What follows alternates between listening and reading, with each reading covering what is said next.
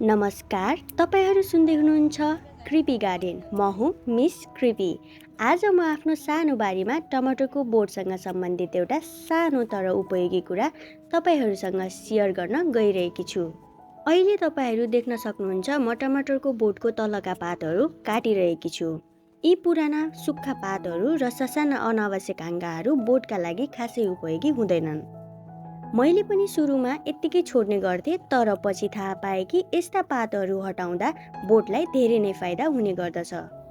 जब हामी यस्ता पातहरू हटाउँछौँ, बोटले आफ्नो ऊर्जा जहाँ चाहिन्छ त्यहाँ प्रयोग गर्न थाल्छ, अर्थात् फल उत्पादनमा।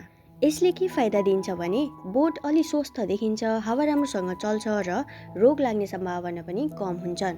अब कुरा गरौँ कहिले काट्ने। जब बोट अलि बढेर करिब 1 फिट जति हुन्छ, त्यसपछि तलका पातहरू बिस्तारै हटाउन सकिन्छ।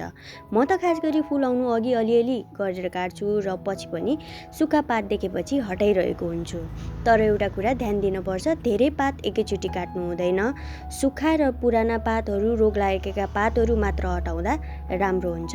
यसो गर्दा बोटले राम्रो वृद्धि गर्छ र फल पनि राम्रो आउँछ।